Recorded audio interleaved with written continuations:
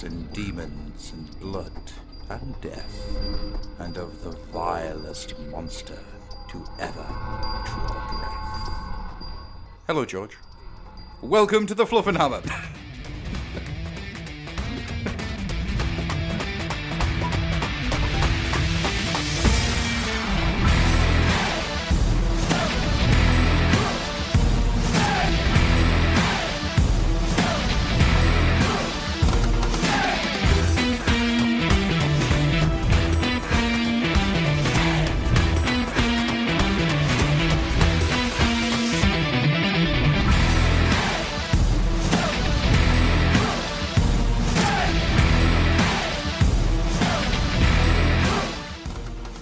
Hello. Yes, that was a very accurate description. Wonderful. Yes, that was a lovely introduction, I've got to say. I was feeling a little bit sentimental as you were going on there. That's brilliant. Sentimental. Yeah, but it's ironic that you went for like a horror opening, because that's kind of where where my focus has been recently with Warhammer and whatnot. I mean, we've just had the release of Warhammer Horror in the Black Library. Yeah, we have. I'm currently reading Maledictions, the short story collection, and I came at it kind of with a degree of cynicism. I was prepared for it to be horror, but Warhammer horror. You know what I mean? Slightly pulpy, slightly derivative. It's actually pretty damn good. I've got to say, it's actually pretty damn good, both as a huge reader of horror short stories, but also as a reader of science fiction and of the Warhammer stuff. The first story in the collection, it's an almost sort of Isaac Asimov style story. Okay. About a group, a sort of a rogue group of Mechanicum explorators who are trying to track down a lost vessel called the Nepenthe, and how they come across it and find that it's actually the machine spirit of the Nepenthe has become something far beyond their jurisdiction and beyond their easy comprehension. It's very good.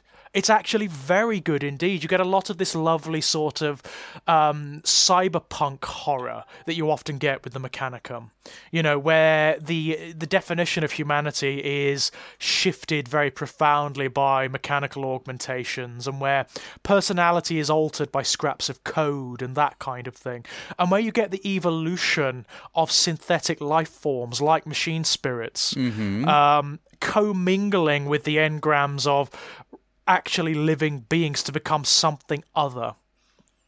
It's very cool. I'm interested in that. I'm very interested in that.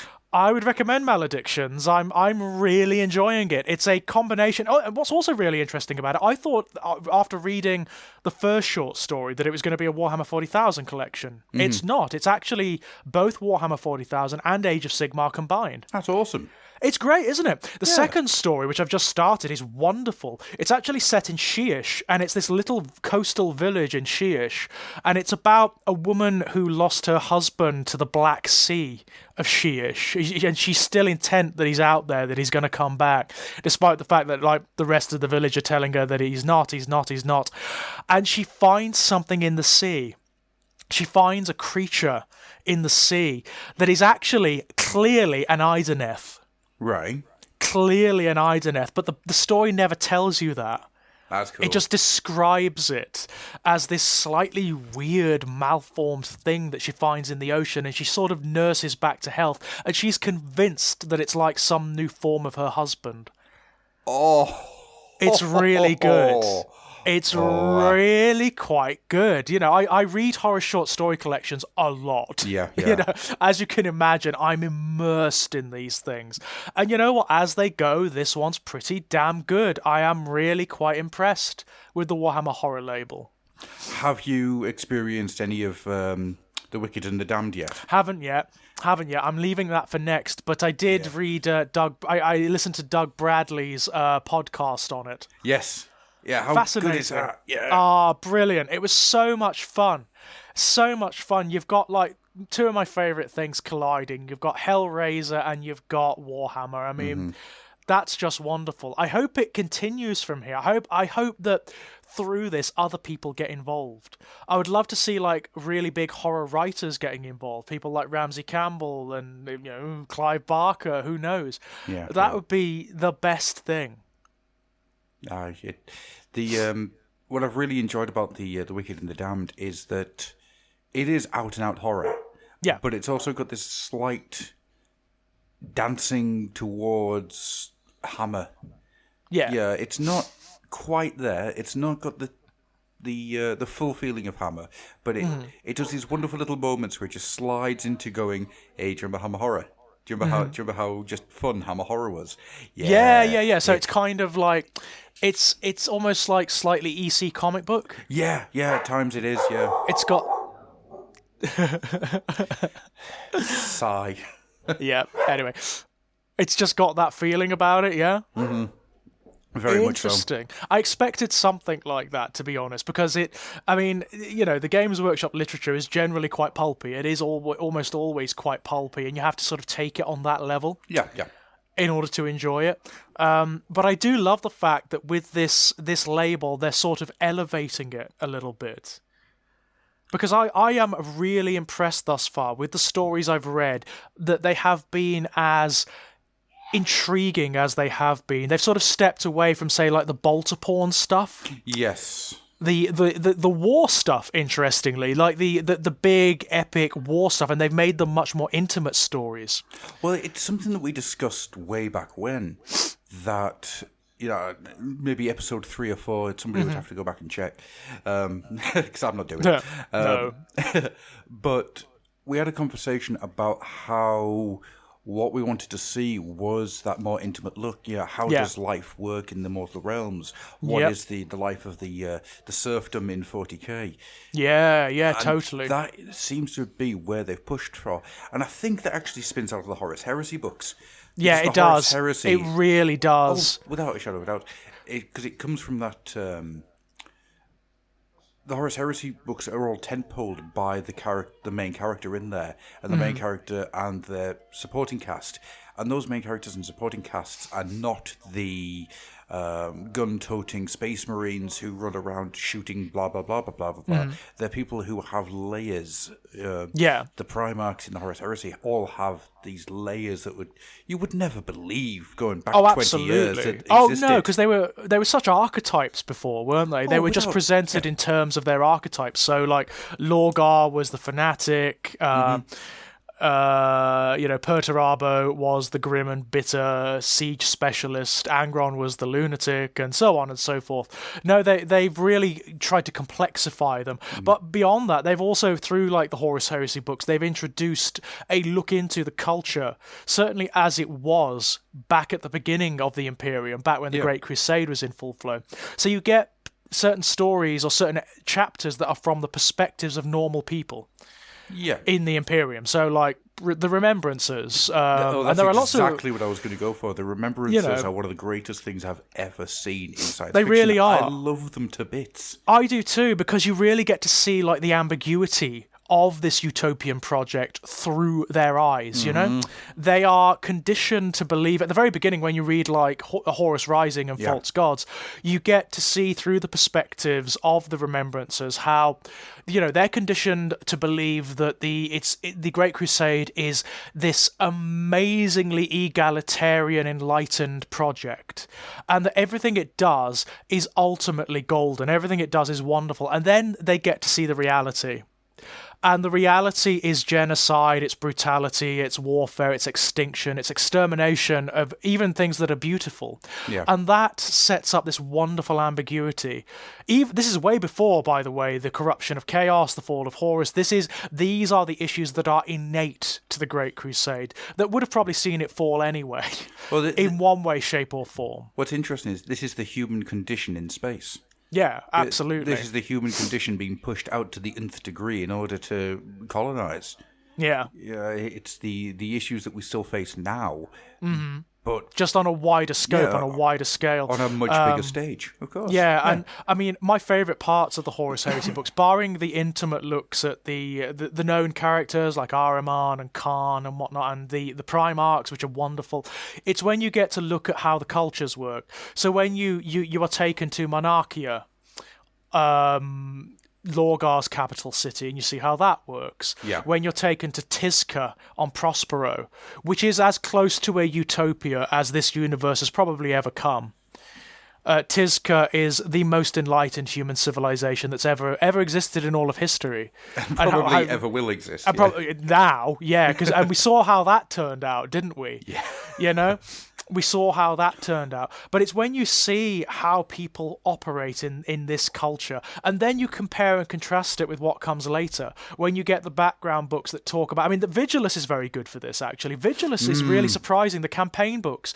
If you've never read any of the campaign books, if you have a passing interest in how Imperial societies function and how they're structured, go and read the Vigilus books, because they break it down on like a city-by-city level. So each of the continents, each of the cities, each of the settlements has its own self-contained culture, its own governance, its own ethos and nature, depending on what its function is. Yeah. And it's broken down on a very intimate level. Really good example, in the Vigilus Ablaze book, there is this Imperial propaganda engine working, right? Where Marneus Calgar and the Ultramarines go to meet Abaddon's Black Legion fleet as it breaks through the warp around Vigilus, right? And they fail. They totally fail. And Marneus Calgar is very badly wounded. Very badly wounded. And they are sent back to Vigilus licking their wounds. But they descend on Vigilus amongst the peoples as though they won. Yeah. They put out this massive fanfare as though they easily defeated the forces that were arrayed against them. It's this Imperial propaganda engine that's working. It's really bloody clever. I love those intimate details. I absolutely love them. I can't remember the title now, but there's a sect within Horus Rising, and it's the people who get trained to whip the populace into a frenzy. Yes, I can't remember what they're called, but yes, I know they're the ones that spread the imperial truth, aren't they? Yeah. The sort of secular imperial truth. And the first time you meet him, it's the guy. He's like an old man. He's standing on a stage, and he's questioning everybody. You know, what is truth? My truth and your truth are different truths. So who is the true truth? And I found him to be a fascinating idea for not just a character, but for a way of living. You know, because when he's talking to people by himself, he doesn't truly believe what he's saying. No, he doesn't. And actually, there is this whole conversation, isn't there? Exactly. Between him and one of the remembrances where he actually says, no, I don't believe this. No. What I'm doing has a much wider purpose. Yeah. I am trying to cultivate a state of play where humanity can ascend itself. Exactly. And that, I feel, rang so true, especially now, because I've restarted the Horus Heresy books. I don't know if I've talked about it on here, because I kind of fell off maybe about 8 in or something like that. It's easy to do. There's so many of them. Well, it was due to the fact that AOS started to really pump out the books and things like that, and then I made the mistake of finding a load of really old Warhammer stuff and bought like 14 books. Yes. And then just got busy and I never got back to it. So I've restarted it. So I've started from Horus Heresy. And the parallels, without getting political to the current state of play of this planet at the moment, the parallels between some of the things happening in Horus Rising and some of the things that you're seeing in the news at the moment rang so true and so frighteningly close that it gave me a whole new arena to play in when I was thinking about the book. And it's a lot, I think, to do with there's two ways that humanity can go. Either a controlled utopia, and when I say controlled, I mean iron fist controlled, or spread like a virus. There's no in between. Yeah, it's interesting, isn't it? I mean, this is actually, I mean, I know I sort of damn with faint praise when I say that the Games Workshop Black Library novels are pulpy, they're pulp fiction, and that is definitely the case. But, just as you say, there is such scope in this universe and in this material for exploring the same questions that really enshrined science fiction does. Yeah, well, you know? what does science fiction do? What does good science fiction do? Well, good science fiction does not... This is a mistake people make. It is not necessarily futurist. It can be. It can be. It can look at things like the potentials for technology and how that will change culture and the definition of humanity. There is definitely space for that, and that does happen. But good science fiction generally, stuff like, say, the iconic dystopian fiction like 1984, like Brave New World and whatnot, doesn't do that. Although it's set in a futurescape, it's actually commenting... It's not a warning, as people tend to misconceive it. It's exploring the way things work now on a metaphorical level. That's the mistake people make. And that is exactly what's happening in the Black Library stuff, because fiction that's produced, no matter how pulpy it is, no matter how sort of like... People use that horrible term escapist. There's no such thing, by the way. There's no such thing as escapist fiction. It doesn't exist. It's a complete misconception. And I will explore that in Strange Playgrounds at some point. There's no such thing. What it does is it reflects the concerns and the issues. Whether the writers intend it or not, that's another thing. Whether the writers intend it or not, it cannot help but reflect concerns and issues and systems that are occurring now. Within culture, within politics. It's inevitable. It is going to happen. And that's why you get these resonances, between culture and between the imagined future of Warhammer 40,000, or in this instance, Warhammer 30,000. There's to completely sideline everything. Once I oh, by the way, it's probably worth saying as well. This will be my last show for a while, ladies and gentlemen. Just because I'm entering now the last few weeks before I get married, and then off on a honeymoon for 2 weeks. So, I will attempt to keep things moving as much as possible whilst Adam is away. As a result, trying to do anything that isn't wedding based is going to be impossible. Of course it is. Oh, by the way, George, I've got you a very nice bottle of port. Hey! Thank you very much. Thank you very much indeed. It's got your name on it. Literally. But when I get back, one of the things I would like to do is I want to do some patron show based on June. And all the stuff that's in June that got transplanted over to 40k. Oh, and God, there's a lot there. I don't even mean the stuff that happened back in Rogue Trader that got transplanted, because it's still happening now. Of course it is. I mean, and I don't think it's on purpose. It's no. This is another thing, isn't it? This is another thing. There's so much in works like Dune that have become so iconic within certain circles of fiction, but also within culture. It's sort of absorbed into culture that it will happen unconsciously. Yeah. It will just happen naturally now. Yeah, it's. I hate the term zeitgeist. I truly do. I know what you mean, though. It does have relevance. There's a reason that it exists. Well, there's a resonance is the right word. There's an echo that happens when it comes to these big temple works. June, Stephen King, he's a big one. Frankenstein. Frankenstein. You actually can't read a science fiction story without feeling some resonance from Frankenstein. It's actually not possible. No, the Promethean legend has a tendency of turning a bit in everything at this point. Exactly. It's very much like that notion, that genetic notion that all human beings that now exist are actually related in some degree to Charlemagne. Yeah. It's that exact thing, but in literary terms. Yeah, it very much is. It's the spider web that comes out of these things.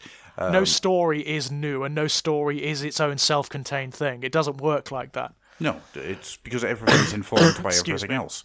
And one of the reasons I want to do the June one is that I was just reading through, because June, I've only ever read the first 6, the original 3 and then the sequel 3, because June, much like the Wheel of Time, just gets too big too fast. It's heavy going, and there's a lot to read.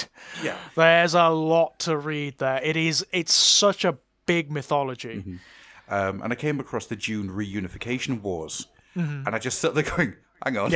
Yeah, hang on. Hold up a tick. Because that's something that turned up in the Black Library, I'm sure. Of course it did. The reunification wars were not in Rogue Trader. I am certain of it. Yeah, no, they weren't. They weren't a concept in Rogue Trader. I mean, I'm sure there was maybe a mention of the fact that the Emperor reunited all the empires of humanity when he was on Earth. I'm sure that was it, but I don't think it was called the Reunification Wars. No. And I don't think it was detailed either.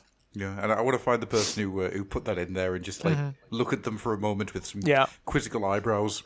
It's where you get the Thunder Warriors, isn't it? Yeah, the proto Space Marines. I love Thunder Warriors. Thunder Warriors are great. I wouldn't be surprised to see one or more of them turning up in some way, shape, or form, either in the fiction or in maybe even in the game at some point. That would be so cool. Just having a Thunder Warrior that's been cryogenically frozen or something. Well, maybe Traz in the Infinite's got one. That would be perfect. He is the get out of jail free card in this mythology, isn't he? He really is. If you want to reintroduce something into this universe that is technically extinct, just go to Trazin's museum. He's probably got one somewhere. Yeah. Including Primarchs and whatever, We know he's got 2, so, That's because he's got a demon prince, hasn't he? He's got a demon prince. He's got all sorts of things. He's got some... There is a whole platoon of Horus heresy ultramarines. He's got one Primarch, which is probably Vulcan. Mm-hmm. It's almost certainly Vulcan, although it never makes it explicit. And he's also got the clone of Fulgrim. Yes, that's right. He has, hasn't he? Yeah, the human clone of Fulgrim. So, he's probably got loads of stuff knocking about, Zotes and all sorts of things. Sorry, I just accidentally got a call there from a Mike O'Sullivan. I just had to quickly switch him off. That was a scary moment because I've never heard my Facebook Messenger make that noise before. So I was terrified. Were you sort of like, what's going on? What's that? I was thinking, I'm awake. Turn my alarm off. Yes, yeah. Yeah, terrified there. Anyway, I've completely forgotten where we're at. So what we'll do is then we're just going to move forward a little bit. Yes. Because, my young friend, we've got questions. Yay! I always like questions from the Fluffenhammer. Questions of a multitude of... should we just go for... I love you all, you're all very, very strange. Yeah, cool. That's fine by me. So we'll start off then with sexy friend of the show, Andrew Millman. Andrew... My Dark Souls guru. My Dark Souls guru. If I ever want to, figure out how to do the shit that I can't do in Dark Souls 3, I just watch Andy's playthrough, because he's way better at it than me. I was going to call him Andy the Body Millman, but now I want to call him Andy the Dark Soul Millman. Oh, yeah. Andy, are you going to do the others? There you go. Do the others, man. Please do the others. I will spread it far and wide, because there's such good Let's Plays. Oh, Andy is very, very good at the Let's Play. He is. He's really damn good at them. Mm-hmm. It's just got such a warm, inviting tone, but then this really cynical overbeat. It's fantastic. Yes, I like the cynicism when it creeps in. Yeah. I really like the cynicism when it creeps in. And his Dark Souls 3 Let's Play is absolutely spectacular. Mm-hmm. It really is good. It just needs to be put in a playlist. Well, he did Space Marine for us, and he did a big chunk of Battlefleet Gothic 2. And then, unfortunately, due to some internet issues, I kind of managed to mess that up. So I'm really sorry, everyone. But go watch them, because they are really, really fun. But anyhow, he's got two questions. Question number 1. How many Clanrats is too many Clanrats? That's a question for you, I think. The amount that I've got. Yeah, I was going to say that. I was expecting. I imagine it's almost like anathema, that question to you. I mean, it's like the notion of too many. So I don't know if I talked about this on the show. When what the hell was it called? Rats and Ghouls. What was the box set? What was it? Oh yeah. Oh, my brain's gone completely blank. I can't remember. Claw and Tooth or... It's Tooth and Claw or something like that. Yeah. Well, something like that. When the Skaven Ghoul thing hit, I said, right, okay, me and Andy will share it out. He takes the Ghouls, I take the Skaven. Brilliant. Yeah. Fantastic stuff. So we did that, and it got me going, I wonder if any of the Skaven still exist at my dad's. So I went down to my dad's, and I went through the attic, and I found Skaven, like my original lead Thankwall and Grey Seer. Oh, lovely stuff. Oh, yeah. I also found a big chunk of my old Clanrats. So some of them I'm not going to use, like the original plastic Skaven I'm not going to use. Cause that are all Wampos. Yeah. So what I've actually done is I've rebased them and stuck them with my Hero Quest, because I've made a load of Hero Quest bases. So I've now got Skaven in my original Hero Quest. Excellent. That's cool. Yeah, That's so cool. That's fun. But a lot of them were the Wartime era Skaven. Which are actually really good. They're all they're- rather well characterized. Yeah, Monkey Skaven. Monkey Rats are great. So I did that, and then brought them all back, and I've stripped them down to repaint them, and then regretted that instantly, because I've got 320 Skaven clan rats to sort out. Wow. Well, that's a swarm, isn't it? It really is. That's a proper swarm of clan rats. I've painted 30. Yeah, it's going to take a while, isn't It's it? going to take a bit. And I remember actually holding the conversation. I think it was when Simon was on the show. I actually said, never again. Famous last words. I am a fool. A fool. Yeah. So my answer is the amount that I've got, which is 320. Because I'm a moron and I need to not hoard things. I should never, ever do a horde army. Never. Yeah, horde armies. I mean, you need to be of a very particular mindset, don't you, to be able to do them? Because you need to have that production line thing going on. Yeah, and I'm not good at production line. I'm not very good at that either. I treat each individual miniature like a piece in and of itself, you know? Yeah. I like doing one at a time from start to finish. It's not a productive way of doing it. No. It's really not. It's a very anti-productive way of doing things, especially if you want to get armies finished. Yeah. Thankfully, it's a clan Geary army, so I've got the war machines and I've got the base battle line sorted, so it's now a playable army. So That's cool, yeah. I just need to get a lot. What I've actually done is I've chopped a lot of the clan rats up, the ones that I've got left over. I just went, I'm done with this, and then turned them into things like gutter runners, and I've custom built some warp grinders and stuff like that. So it's not so bad, but And with the new Skaven Codex out now, of course, I imagine you're quite inspired to Codex Battle Tome. Sorry. Oh yes, that's I've got loads of ideas of things I want to do. Great bloody read. Oh, it's such a great book. Really knocking it out of the park with that one. Yeah, it's. I still think it's probably the best one that's been out in this new run. Yeah. But everything else is so close to it; it's unreal. It is. I mean, Even for me, the Corn book was great. I haven't read that one yet, but I will. I mean, the ones for me, the ones that are right up there at the moment that are sort of level pegging for the best are the Beasts of Chaos and the Skaven. Yeah, without a doubt, those two are just absolutely fantastic. The Ideneth book also is very, very good. And at some point, I need to get the Fireslayer one because I'm fascinated to see what they're going to do with that. Likewise. Andy also asks, one book do you think that should have an audiobook version so I can hear it? Okay, that would work well read out. Drachenfels read by me, and I get paid lots of money to do it. Yeah, Drachenfels would be difficult to read, I imagine. Simply because it is good. It's a good fun book, but the style of writing is so different from everything that's out there now. True enough. Yeah. It would be weird to read out. Do you know what would be a good one, actually, thinking about it? Not an audiobook as such, but a full audio dramatisation of Blood Quest. Oh, that would be interesting. No. I'm completely off the mark here. Blood Quest would be good. Titan. Oh, Titan would be great because there's lots of dialogue. Yeah, tons It's of all dialogue. sort of like Princeps do this, you know. It's quite cool because you can tell the story and the actions through the dialogue. Yeah. It's and just sound effects, you know. yeah, completely. Oh God, I really want to do that now. That would be good fun because I've always liked, like in the novels and whatnot, the interplay between the crews of Titans. Yeah. You know, the coded language and all that garbage. I love that stuff. I can Sucker actually for that. I can hear it in my mind's ear, the soundscape that you would need to do in order to get that to work. I would also like to read. Is it The Reflection Cracked? Yes.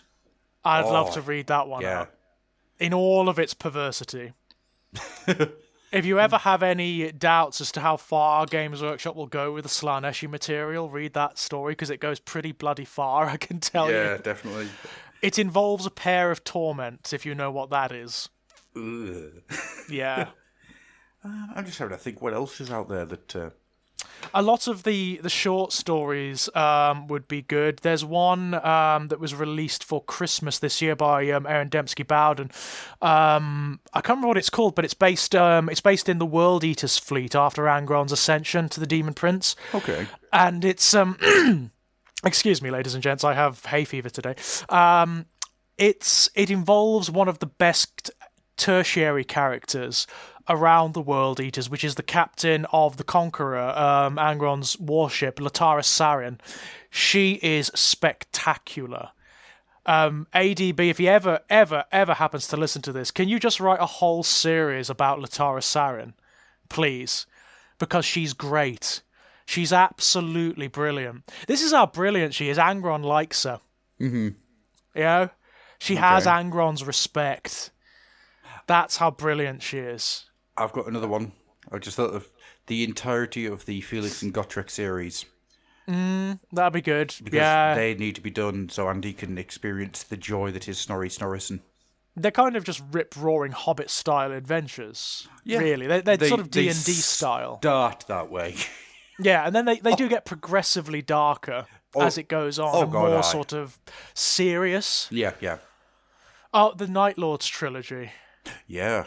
The Night Lords trilogy needs to be read. That is a stunner. That's where sort of Aaron Dembski-Bowden really made his mark in the Black Library, and it's still one of their best sellers. It's still one that people absolutely love because it humanizes the Night Lords, which are probably one of the most difficult legions to humanize because they're not even. It's not even like, say, the Word Bearers who have a reason for their cruelty and for their sadism and barbarity. You know, they have wider aims and wider agendas. The Night Lords don't.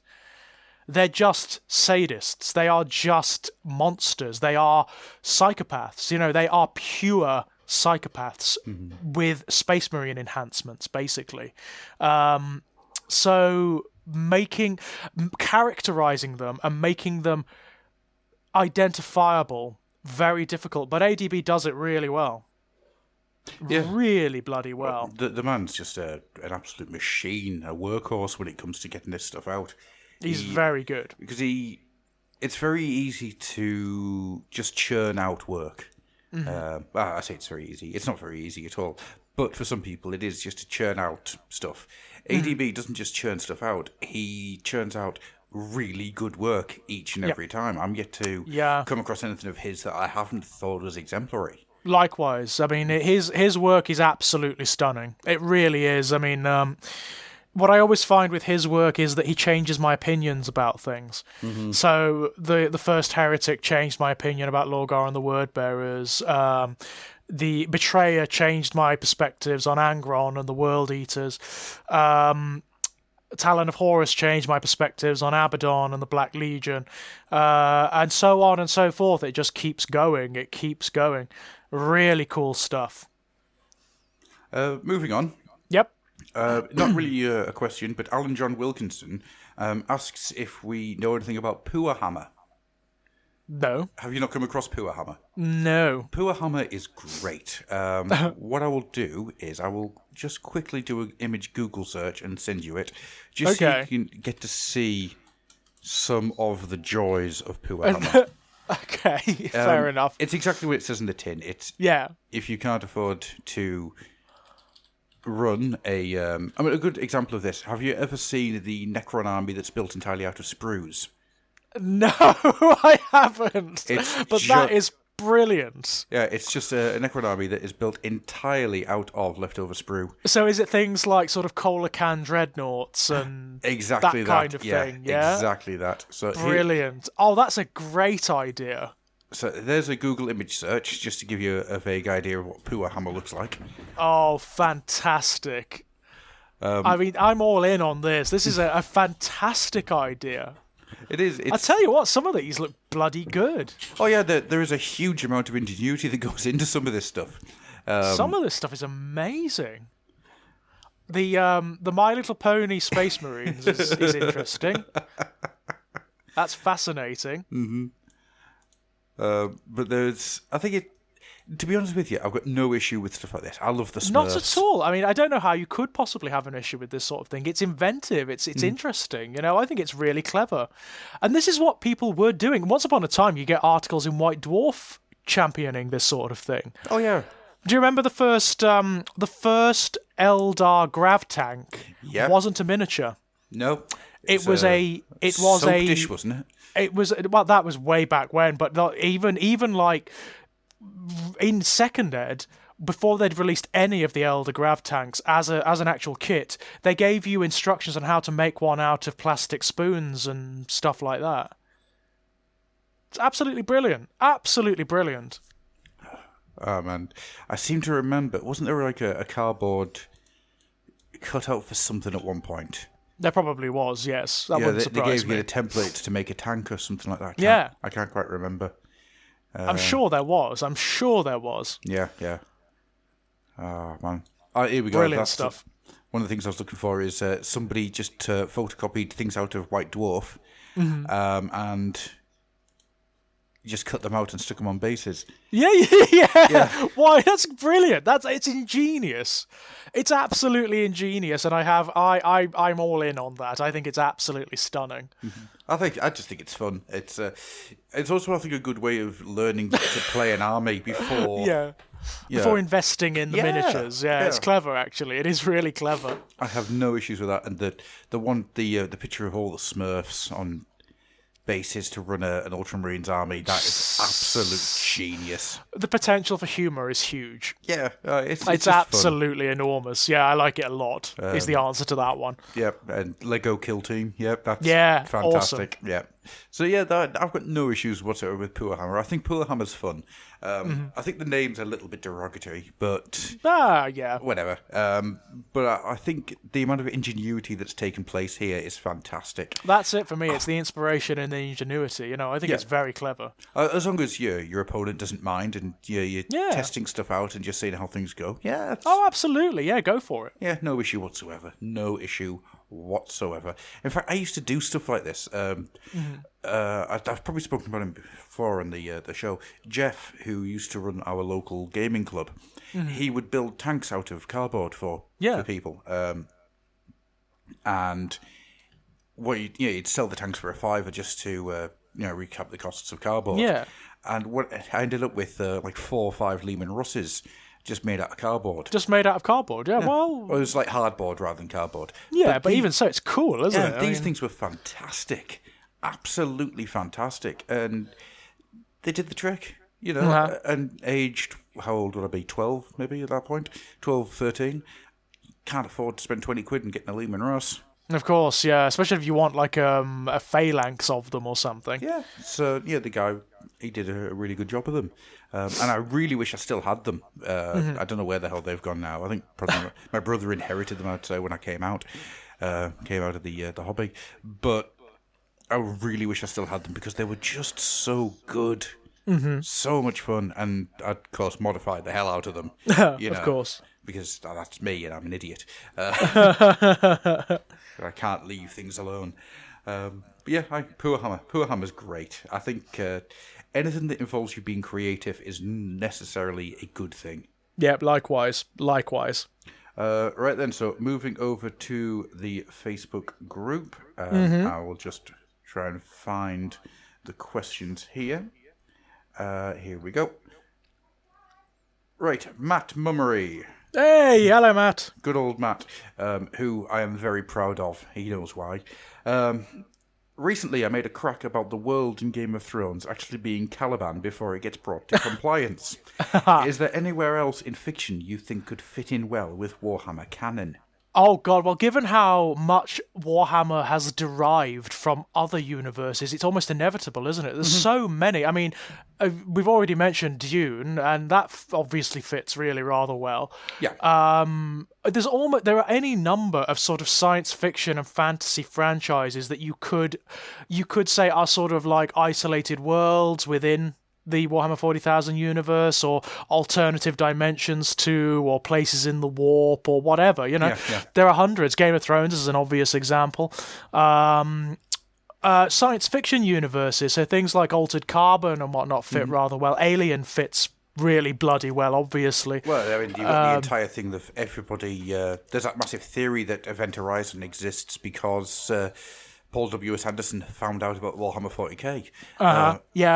Because a lot of people say that Event Horizon fits in a little too well. Well, it does fit in really well because it's kind of like what happens when a ship enters the warp without a Jellifield, isn't it? It is essentially that. And there are scenes within the actual fiction that are very redolent of what happens in Event Horizon, you know? Oh, yeah. And vice versa. Yeah, it's loads of stuff. Hellraiser, Weaveworld, loads of Clive Barker stuff fits really well.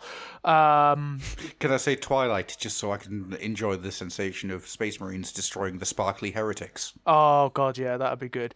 Just a power fist around Edward Cullen's head. But again, like again, the same is true of AOS now, of course. Like because AOS has blown itself wide in terms of the mortal realms and the way they shift and the way they change. Interview with a Vampire, Dracula, any werewolf story you could possibly think of, any high fantasy story, really, anything that involves dwarves or elves or, you know, fantastical realms can fit into that universe so easily. Can we say that Magic the Gathering is now a small part of the mortal realms? It may as well be, you know? It kind of may as well be. It's really weird in that regard. Mm-hmm. It is really kind of strange. They've deliberately blown the parameters off of these universes so that you can do this. Yeah, it's the entire idea, isn't it? It's Dark Souls. Just to go back, Dark Souls fits really bloody well. Well, look at Bloodborne. You know, Bloodborne. I mean, come on. Bloodborne might as well be a town or a city in middle of the realm of death or something like that. Yeah, Yharnam. Yharnam fits so well. It fits so well into either Warhammer 40,000 or AOS. You know. Yeah. It fits so well either way. So yeah, sorry, totally. Bloodborne, not Bloodbound. Bloodborne, Bloodborne, yeah. By the way, guys, go play that game. Wow. Top 3. Top 3 of all time. Amazing stuff. Matt also asks... P.S. Did George have any say in the breakup before the wedding?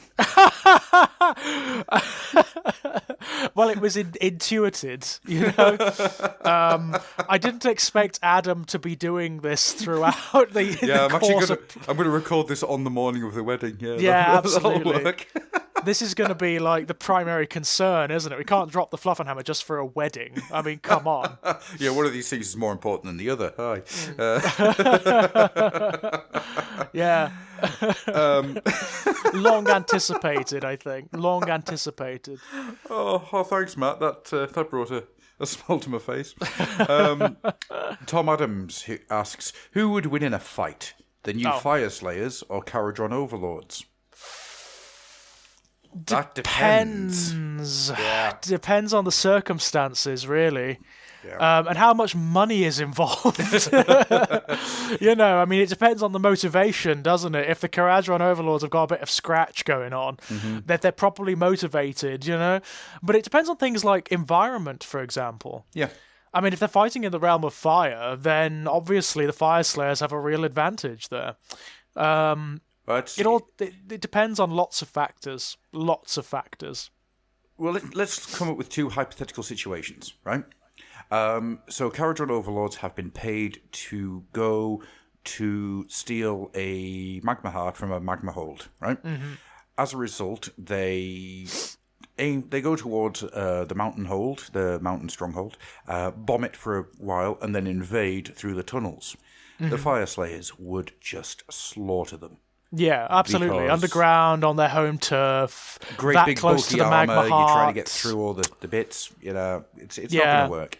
It's going to be a slaughter. However, if the Fire Slayers are caught out in the open, you know, where there's lots of space for the airships and where it's possible to carpet bomb or whatever, then they're going to die. Yeah.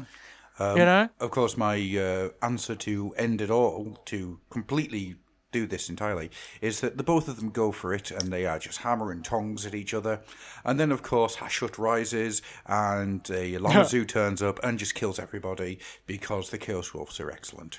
Yeah, and may in fact be making a comeback in one way, shape or form. It certainly seems that they're hinting towards that. There's a possibility, I think, a distinct possibility of a Chaos Dwarf-like army. I think that there is a resurgence of that idea. Here's an interesting one for you that I discovered recently. Did you know that they were meant to return in 6th? No, I didn't. Yeah. Why didn't they then? What was the guy who was pushing for it? He left for another job. As a result, there was nobody else there who was really pushing that hard. But we're talking full-blown big hat. Wow, really? So classic Chaos Dwarf then? They were going to make a proper resurgence in 6th. Wow, that's interesting. It just didn't happen because the guy who he wrote it, it exists in the Games Workshop archives. But it just never got published. No, it just never got past the original draft. Wow, that's such a shame. Yeah, how nuts! I would chop somebody's arm off to get hold of that manuscript. Yeah, it'd be interesting to see how he developed them and how they evolved. Very much so. Very much so. Christopher Carlson says, "Wait, I got one. Am I the only one super disappointed that the Alien Convent movie did not go into Genestealer cult territory with humans worshipping xenomorphs?" To be honest, I think everything about the Alien Covenant movie is entirely disappointing. So it's, I am disappointed by that. And that would have been really interesting, actually. That concept would have been fascinating. Unfortunately, Alien Covenant is just a litany of missed opportunities. So it's sadly not surprising that they didn't go there. I'm going to put my hand up and say I've not seen it. I probably terrible. won't because... Well, here's the thing I would say. I really loathe Prometheus on a number of levels. As I believe we've discussed before, I loathe Prometheus. Yeah. Prometheus, that said, Prometheus is not boring. No, that's true. I will say that. The film is not boring. For all of its flaws, it is not boring. No. Alien Covenant is boring. Yeah. It's so tedious. It is such a boring, paint by numbers, let's just take everything that's gone before and mash it together film. Yeah. And that's a like cardinal sin for a film of any kind, isn't it? It is, and I think, as much as it pains me to say it, after Alien Resurrection, that series dies for me. It does. It does. And You're absolutely right. Resurrection's just it's a silly action movie, you know. It is. But I'm going to put myself out on a limb here. Alien 3 is the best Alien film.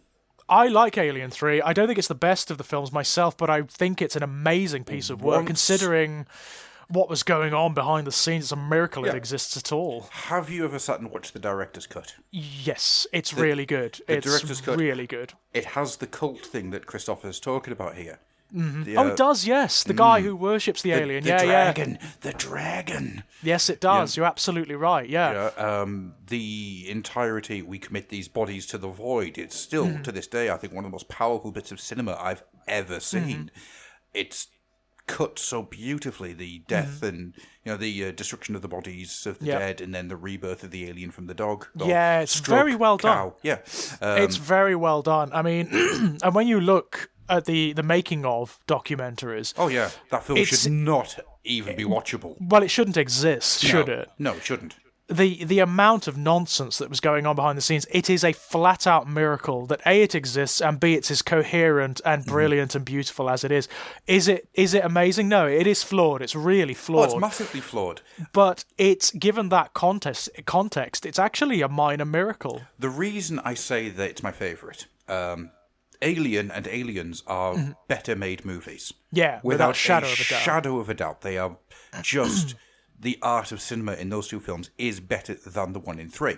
Yep. The reason that 3 is my favourite is that it doesn't just push the envelope, it also asks a lot of questions that don't get answers. There's concepts in that film that float around that are in the background that you don't ever get a concrete closure to. Yeah, they're sort of ambient, aren't they? They're implied by the environment. The film is just so nihilistic on every conceivable level. It's a dark story, isn't it? It is massively so, and I find it to be like a tour de force of a movie. It's flawed. It is massively flawed. A lot of that film is just watching a bald man wearing brown running around a corridor. A lot of the film, yeah. Which one is it? Who knows? Who cares? But on the other hand, it's also got one of Charles Dance's finest performances, I think. Yeah, very nuanced, kind of threatening at times. You never know, quite where he's at. No, It always makes me sad when he dies because it's just because he's one of the few characters who has like a human connection to Ripley. Yeah, and everybody she touches dies. Yeah, Well, I think that's very much the story. It is Ripley is almost cursed. It becomes mythical. It does, which of course is part of the original script. It was all going to have this metaphysical air about it, but they kind of pared that back for the actual film. Yeah. Have you ever seen the documentary that comes with the quadrilogy pack? I have, the Wooden Planet. Oh, I so would love to do something with the Wooden Planet. Me too. I think it's a great idea. And so weird. It would have been so interesting. Yeah. Oh yeah, without a shadow of a doubt. Aesthetically. To see that compared and contrasted to like the Nostromo and the LV-426, the environment would be so different, so removed from what it was. It's the bit where he talks about the guy popping his head out from over the top of the atmosphere. It's like yeah. What's going on here? It's so cool. Yeah. The concepts are brilliant. I've got to say. Right. So next one, Christopher Carlson also asks, and George, who is dumber? So I'll rephrase that. I said that in a horrible manner. And George, who is dumber? Someone who wants to kill half the universe because faulty math, or one who does it to impress that goth girl he likes? And if you wonder what I think, let's just say I was disappointed when someone's skull turned out to be red. Unfortunately... Good question. Good question. My answer is that Shazam is the best superhero film I've ever seen. Ah, right, okay. Because I haven't seen Endgame. I probably won't see Endgame because I am done with the Marvel films. So yeah, me too. To be perfectly honest, I'm kind of done with them. I don't know whether it's a matter of Thanos being dumb. I think it's of him being badly written. To be honest, I mean, I know I'm dipping my toe into very dangerous territory here, because people love that film. They love Infinity Wars. I really didn't. And I love, the fact that people are inspired by it and they love the characters and the storytelling, great, that's fine. But the Malthusian stuff from Thanos, I couldn't get over it. I thought it was stupid. And I also thought it was stupid that the characters have opportunity to talk to Thanos. All of them do. There's a good 3 or 4 minute stretch where Doctor Strange is just talking to him before they erupt into fisticuffs, yeah? And you're telling me that it never occurred to Doctor Strange, who has seen all of these futures, yeah? So he knows who Thanos is, he knows what his motivation is. Doesn't just say, look, hang on 1 minute, okay, here's an alternative. If you get all of the stones for the Infinity Gauntlet, you have the power of God. You can reshape reality on a whim, yeah? So here's a suggestion, and if you take it on board, I will just give you the time stone, and I'll help you get the other one, yeah? Yeah. Instead of killing half of the life forms in the universe, how's about you just click your fingers and reform the laws of reality so that either A, resources are infinitely replenishing, or B, life doesn't rely on finite resource. Yeah. The end. Problem solved. And the notion that this ancient extra-dimensional being who has been doing this for centuries hasn't considered this, it for me, all it screams is badly written. Badly written. I cannot take it on board. And don't get me wrong, there's a lot about that film to like. There's a lot of fun stuff. There's a lot of good concepts. There's a lot of fun, I like the stuff between him and Gamora. I like the fact that they try to humanize him a little bit and make him a bit more interesting than your standard Marvel villain. Yeah. But I can't get over the stupidity of it. Also, there's other problems as well. It's demonstrated throughout the film that Doctor Strange and those like him can slice off people's arms with their portals, so why don't they just do that, Yeah. Why doesn't Thor chop off his arm with the Bifrost, Why doesn't he just chop off his arm? Problem solved. Yeah. Because then you can't make a 2-part, exactly 6-hour movie out of it. This is my problem. My problem with the Avengers and with the Marvel superhero stuff, in fact, the superhero cinema in general, is that because we're so bombarded with it, people are losing the ability to tell what's badly written. They're so invested in it Yeah. that they are losing the ability to tell what's badly written, what's conveniently written, and what is decided and edited by committee, as this film obviously was. It exists so that franchises will spawn from it. That's the only reason it exists. So, who is the stupider? The badly written character, or the people who flock to go and see badly written characters all the time, I don't know. It's not a matter of stupidity. It's a matter of people being unable to resist these kinds of mass marketing phenomena, Yeah. It's more marketing than it is storytelling. And that bothers me, Yeah, I'm totally with you. It really bothers me. Because you know what? You pen superhero films down, they're all the same. Oh, yeah. Yeah. They're the same story. Well, over and over and over and over and over and over and over again. Doctor Strange, the Doctor Strange film is Spider-Man, which is Spider-Man, which is Spider-Man, which is Spider-Man, which is the X-Men, which is this, which is that. They're all the same story. When you rip them down to their bones, it's the same structure. Yeah. They're not doing anything clever or deviant or interesting with storytelling, which there is potential in this subject matter to do. There is. And this is something that I think is really important to hammer home. So, have you seen Spider-Man Into the Spider-Verse yet? No. Right, it's excellent. It's good, yeah? Oh, yeah, it is excellent because it isn't what everything else has been. It's almost like an hour and a half, and it is... Yeah, like a 90-minute movie. Yeah, it's in and out. It does its thing. Maybe it's very short. Yeah, concise. It's probably a bit longer than that, to be honest. But it felt like it was about 90 minutes. It was just go. But it's visually stunning. It's fun. It's silly. It doesn't take itself too seriously. You know what? You saying that it reminds me of Thor Ragnarok. I hated Thor Ragnarok. Did you? I love Thor Ragnarok. It annoyed the shit out of me. I loved it because I just thought it was like I turned off the minute it started. It very clearly wanted you to turn off your brain. Yeah. And just look how stupid this gets. Look how ridiculously comic book this gets. Look how this. You know what it's more like? Do you remember the old the cartoon of Thor? Yeah, It's like that. The Golden Bridge of Asgard. It's like that. That's what it reminded me of watching. And it was just so stupid and so Roger Dean prog rock album cover, and you had actors just gnawing great holes in the scenery like Cate Blanchett and Jeff Goldblum. And I liked that. I like that element, when they just go balls out insane and they're just this is a comic book film. We're not going to take it too seriously. We're not going to pretend it's doing anything profound. We're just going to go for the technicolor stupidity, weirdness, nonsense of it and make a virtue of it. I've over the last couple of days, the last week or so, I have been flag waving for Shazam. Haven't seen it yet. I can't recommend it enough. I don't really want good, to, yeah. I don't want to go too hard on that because I don't want to build it up into something it's not.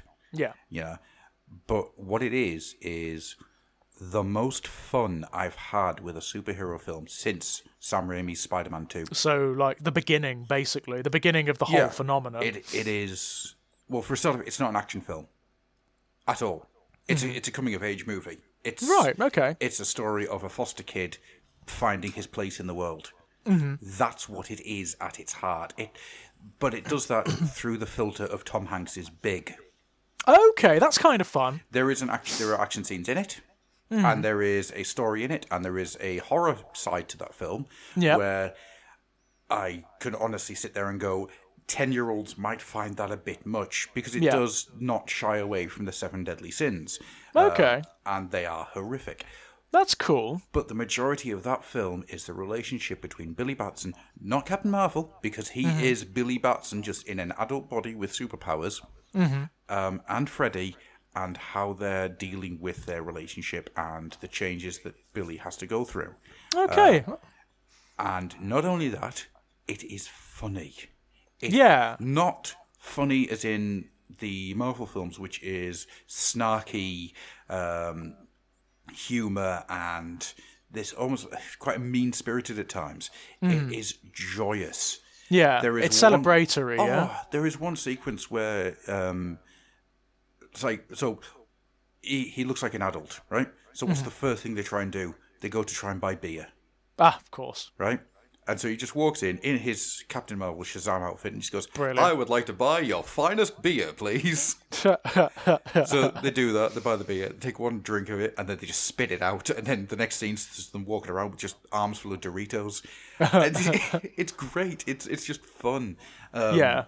And one of the reasons I just fell in love with it is, well, as I say, it's silly, it's daft. It doesn't take itself too seriously until it needs to. Yeah. And then you've got some real hammer punches to the heart. But the entire film is just based out of the idea that this is a kid. This is a kid trying to adapt to his life changing massively.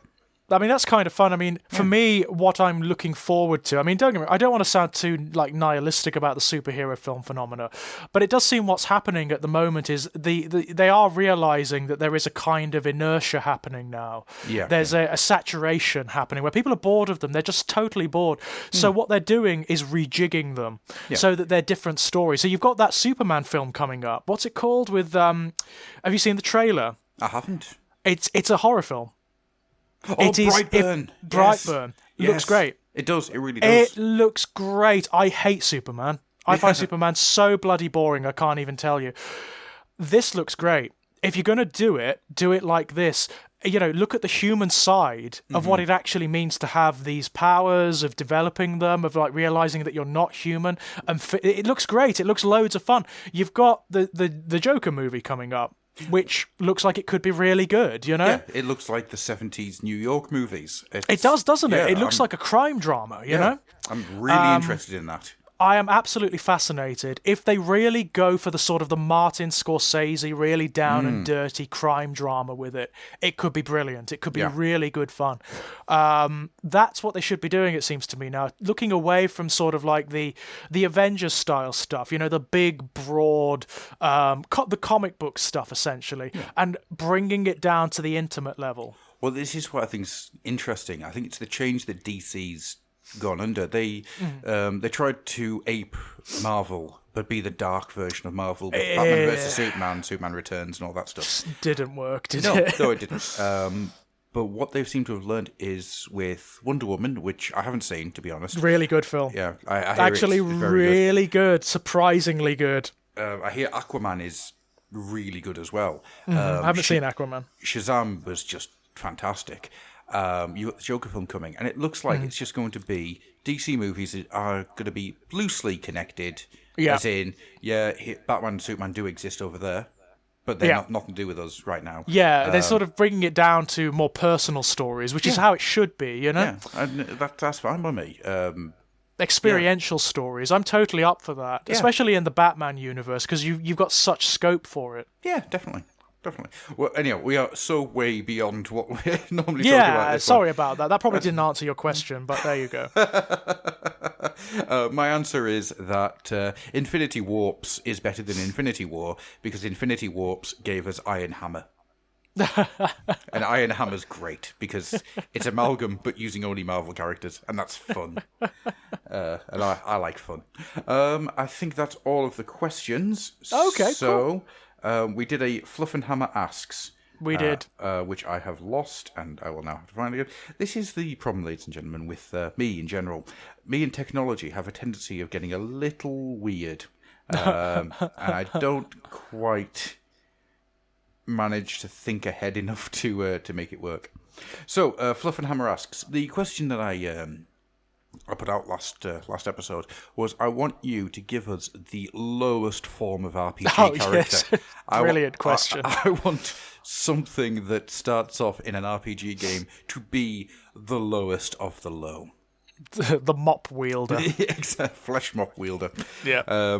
Christopher Carlson says, funny how the universe works. The night before listening to the latest episode at work, I was on the crack hole that is 4chan, looking for hurt butts and stupid memes to laugh at, when in the Warhammer Fantasy Battle / Total War...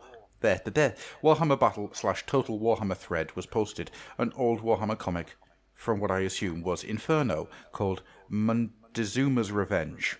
You'll have to find that yourselves, as I don't want to get the group into trouble as if I post it, but a quick Google will find it. It was about Muzamunda, the worst skink ever to live. A fun story with a great dark twist that I could not top when it comes to making a terrible lizard man, but I can come up with a story of how he reappears in the Age of Sigmar. Oh, we that could be begin fun. in space, slowly zooming to a Seraphon temple, to the throne of a Slan mage priest, Adolfi Tegger, from the same comic, taking a break from whatever Slans do nowadays to reminisce about that one skink that was terrible at everything, allowing itself a hint of a grin on its dry, froggy toad lips. Then Budamusa reappears before the Slan, because that's how Seraphons work, sending a mental command to its skink attendant that causes it to gently lift the Slan's arm to its face palm, so it teleports Muzamunda out of its sights into whatever party of losers we are making, and getting the plot started by starting to talk about his great destiny, again from the comic, and getting them to join him on his quest. Because having a Stardust Lizard Angel appear out of nowhere is a... and start talking about grand destinies is as good of a plot hook as any. Yeah, why not? If you want something more original, I'll give you Mulg Muttermold, the least respected Death Guard champion. Based on an easy-to-build Plague Marine champion with a big gut mouth, Mulg is a super serious veteran from the Horus heresy who above all else wants to be taken seriously. This he will never be, as the beast of Nurgle possessing his gut has this Audrey 2 thing going on, where it'll interrupt whatever order he is trying to give to his kill team with a load of feed me or give me candy. That's a great idea. Whereupon his loyal for Chaos team starts throwing whatever candy bar or loose body parts they have into its open maw or mug. Froths with impotent rage as the demon makes him unable to protest to this. True, a cursed existence. But I guess that's not what you wanted, but it's what I got. No, it's good. It's good. I love it. it. I love it. Like, you could playing that character in a role-playing game would be hilarious. Oh man. I also got a story about how I made a D&D character based on Teclis called Techilis, which led me experiencing my first total party kill. That's perfect Teclis. But we don't have time for that, and I already posted about a year ago. Good luck with the wedding thing, Adam, even if I think the whole thing is humbug. And okay. And now have a great quarter, George. Now where is my Scrooge costume? Oh dear, that was good. I love the concept. I adore the that. concept. I absolutely adore that. That's just in general role playing. The concept is great. It would be so much fun to play that kind of character. Yeah. That has like something like a homunculus embedded in his body or something that keeps saying ridiculous things when he's trying to be serious. Yeah, I love that concept. That is so good. I love the idea of just this thing shouting commands over the top of him. Yeah, yeah, absolutely beautiful. That's good work, Christopher. That's I loved it. That's very, very good. Right, what else we got? We've got Stuart Neal says automobile dwarf 124 City of Altdorf candle wax collector. Yeah, that would be a thankless job. Mm-hmm. Oh my god. Nick Davidson says Volta Koch 50 Marienberg Toffsman. A trailer by Tade was promised to marry Amelia van Struck, a well-to-do merchant's daughter, but he needed a ring. One day he encountered a travelling merchant, strange fellow with tattoos that seemed to flow together that never looked quite the same if you looked at them more than once. He showed Volta a range of exotic-looking rings, but one stood out. A plain band of gold with an odd flowing carving on the inside. Captivated by the simplicity of design and intriguing markings, Valtier brought it to propose formally to Amelia. As he was leaving, the merchant called out to him, "Be careful with it now, it's slippery, that one." Volta was confused with the ring, as the ring didn't feel particularly slick to him. He made his way to his beloved's house. He was jostled by a disturbance on the crowded street, and the ring flew out of his hand and into the sewer grate nearby. Horrified, he pursued it for hours. He searched, but to no avail. Eventually he gave up looking and made his way back to street level. He couldn't see her now in this state, and made his way home. It nagged at him, occupying his mind with thoughts of finding it. For days he returned. For days he searched to the detriment of his business. Nothing but the compulsion to find the ring before seeing his love burned in him. Now, obliterating all else, his business failed. He began recovering items to pay for the search. To this day, 25 years later, he still searches for the ring. Oh, that's kind of cool. That's actually quite a good story. You know, I like that. That's grim. It's good fun, isn't it? I mean, you could play that character. I mean, trying to find someone who is obsessed with finding this ring is actually a really bloody good motivational hook for like a character. It is. It's. I'm a fan of that one. I like that one a lot. Christopher Napier. Pardon me. Him in the barrel. Unknown crew relief officer of Manan's Wrath. A privateer man of war based in Tilia, Estilia, Albion and Marienburg, depending on where the captain's name is least cursed at the time. Him in the barrel has been on the crew longer than any currently aboard, apart from the captain. It is unknown how long he has been kept in the barrel, or what crime caused him to be placed there to service the basic needs of the crew. Oh God. He no longer talks, and most of the crew assume he is quite mad. In the occasional calm of the night watch, he is sometimes heard to sob.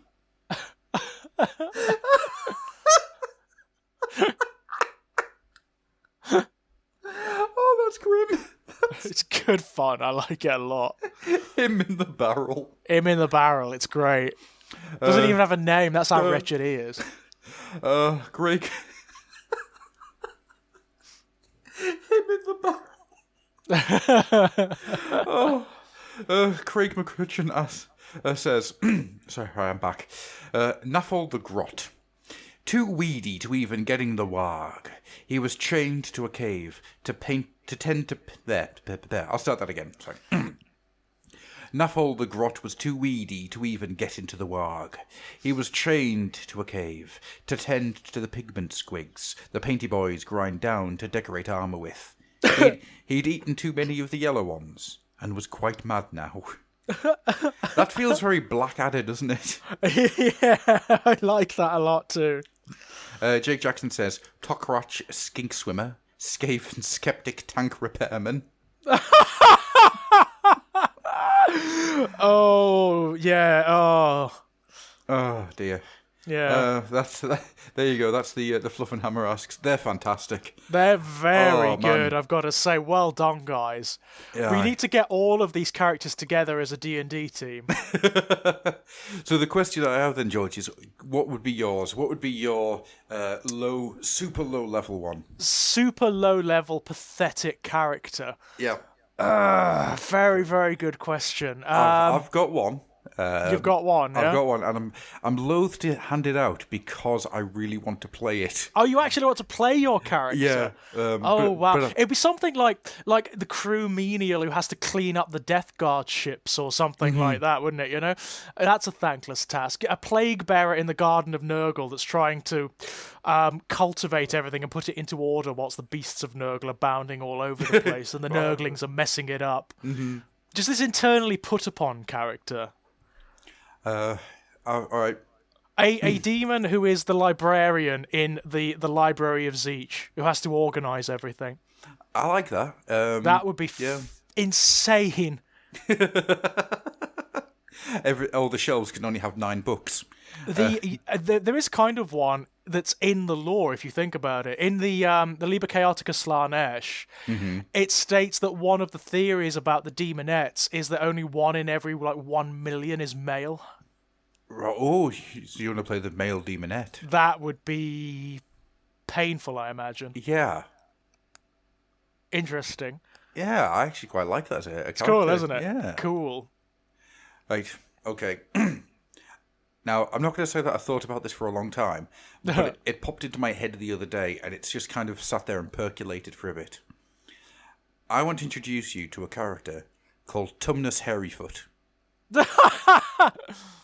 Tumnus Hairyfoot speaks like this. Tumnus Hairyfoot is a halfling.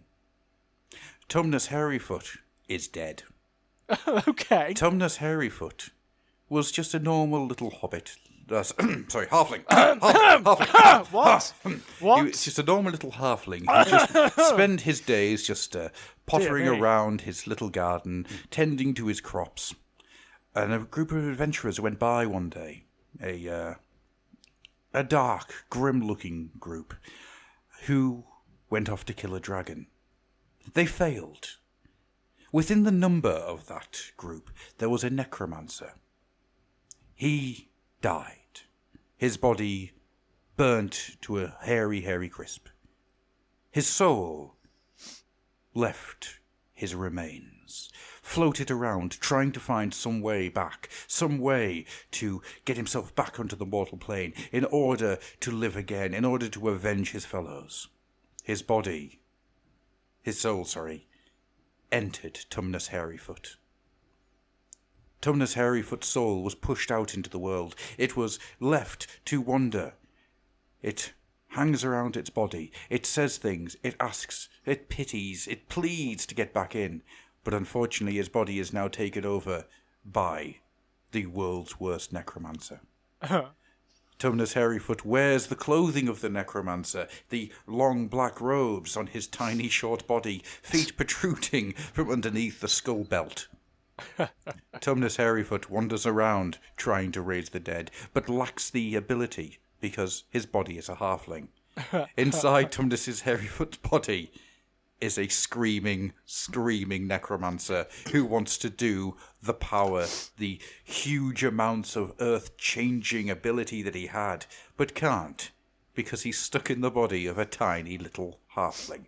I mean, that's really fun. I mean, I on a more serious note, these characters that sort of invert expectation are really fun. Mm-hmm. So what if you had, like, say, a beast man, right? Like a mutated child that's born to a village and is cast out, like the beastmen children are, but it grows up to be really civilized.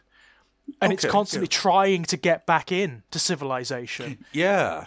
Oh, I like that. It's fun, isn't it? That kind of thing is great fun. What about, like, a member of the Death God or a Nurgle worshipper that has some really cruel mutation, or even like a curse of Tzeentch whereby they're trying to become the filthiest, most decrepit, decayed thing imaginable, but can't.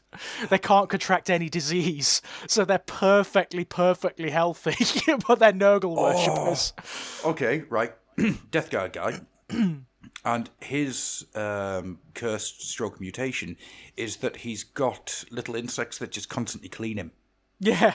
So what you have, because the insects are the thing that's taking on all the dirt and the rot and everything. But, they just, like, sleep in his pockets and whatnot. And whenever he's asleep, they just come out. So he is pristine. He is pristine. He's totally clean all the time. He is beautiful. His armor is gleaming. He's got like a sanguinius style face. He is just beautiful to look on. And whenever he walks past, all the other Death Guard just start throwing up. Yeah, it's brilliant. Absolutely brilliant. What about, like, the word bearer who's really cynical and atheistic? So he's, like, wandering around and he's sort of like, really, guys? Do you really believe in any of this? Really, do you? That'd be great fun too, wouldn't it? What about the questioning Gene Stealer cultist? Oh, God, that would be awful, wouldn't it? Excuse me, the one that just got caught up in everything and then a few minutes later he's just, hang on. Yeah, we may have made a terrible mistake here. Yeah, that's good fun too. I love that stuff where you just invert expectation. Yeah. Like the member of Nagashi's armies that's actually alive, but just like pretends to be a ghost, has got a sheet on or something. Woo! There's actually, I saw a guy, one of the guys at Games Workshop itself, they've got a grot army, and it's based in the realm of death, and they're all just wearing sheets over themselves, pretending to be ghosts. Brilliant. The Caradron Overlord that doesn't care about money, that's a hippie. Yeah, the hippie Caradron. Oh, that would be amazing. Brilliant fun. It's got a big pipe of peyote. Yeah. Oh, man, the pacifist corn worshipper. All of that stuff, like the inversion of expectation, is hilarious. It can be absolutely hilarious. Oh, man. I mean, that kind of exists in 40k itself with characters like Lucas the Trickster. Absolutely, it does. Yeah, who like play entirely against type. Yeah. And it's Lucas is probably one of my favourite Space Wolves, just because he's so removed from what you'd expect a Space Wolf to be. Yeah, totally. None of the seriousness and the stoicism. He's No. just. There's a wonderful little short story actually based where I think he's been demoted or something like that. He's basically been punished for one of his tricks, and he's having to scout out an orc war. And what he does is he spends a couple of days just sitting working out the language, and then just starts broadcasting insults to all the chieftains. And so all the chieftains think that all the other chieftains are insulting them, and they just start infighting amongst themselves. Brilliance. It's absolute brilliance. So yeah, I love stuff fun. like that. Me too. Big fan. Those were great, by the way, guys. Yeah. Brilliant stuff. You guys have got so much creativity in you. Yeah, it's brilliant fun. It is fantastic to see. So we're not going to do a Fluffenhammer Asks until I get back, I think, because... So maybe a little while now before there's like a full-fledged Fluffenhammer episode. I will try to get some out there, by the way. Yeah. I need to actually sort that all out with you, which I'll do this afternoon. But that being said, I think that's us done, unless you've got anything you want to bring up, George? No, I think that's it for me. Okay, then. Well, in that case, we will see you all guys later. Thank you so much for listening. Thank you so much for taking the time. It is. Yeah, thank you. Always. And anyone who responds or gives us comments or whatever, thank you so much. It's enormously appreciated. This thing that started off just because me and George wanted to get together and talk about stuff has burgeoned into something massive, and I still can't quite believe it. There's a lot of episodes now, aren't there? There's a lot of episodes of the Fluffenhammer out there. It's a lot of episodes and a lot of conversation, and that's the thing that blows my mind, that what we've had as feedback and as conversation is people who are open to the idea of just talking, discussing things, just throwing ideas out there and just not taking everything overly seriously, but also that's the key, isn't it? Just sort of not getting too sort of het up about things. It's just fun. Well, it's also just treating each other and the material with respect. And absolutely. I mean, there was that great example on the Facebook page recently of the brilliant essay, the article that Rowan Fortune put up. Yeah. Great article. Potentially explosive. There was the potential there for that to be very contentious indeed, and it just didn't happen. It became. There was an exchange of ideas, definitely, and of interpretations, but it was really good. It was very respectful, very sort of quiescent, and I enjoyed reading it. I enjoyed reading all the reactions to it and whatnot. It was really cool. Yeah, and I was very, very proud of everybody. I'll go out on a limb and say there is nowhere else on the internet based on Games Workshop where you could have posted that and where it wouldn't have become a swamp. I think you might be right there. And I think that's the strength of the community that we've got, and I have nothing but good things to say about all of you. You're all great guys. And I think with that being said, then we're going to get out of here. I will see you all in about 2 months. Yeah, it's a long one. I will continue to get sort of Fluffenhammer related stuff out, even if we can't get any actual episodes out there. Yeah. I'll continue to put stuff out there because there's stuff I really want to talk about just in general. Yeah, definitely. Well, it won't be 2 months. It'll probably be about 6 weeks before I'm back. But with all that being said, then we will see you guys later. Thank you so much for listening. Thank you so much for taking part, George. My pleasure. Thank you so much. The poor little skink. Yes, sad little thing. Sad little thing. Bye-bye, y'all. Bye-bye.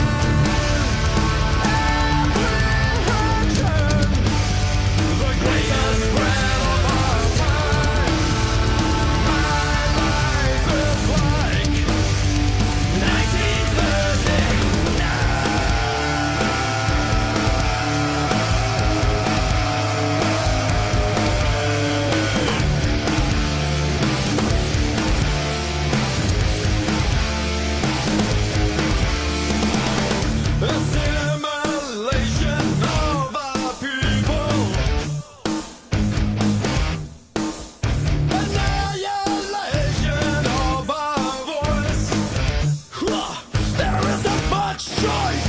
Prepare now.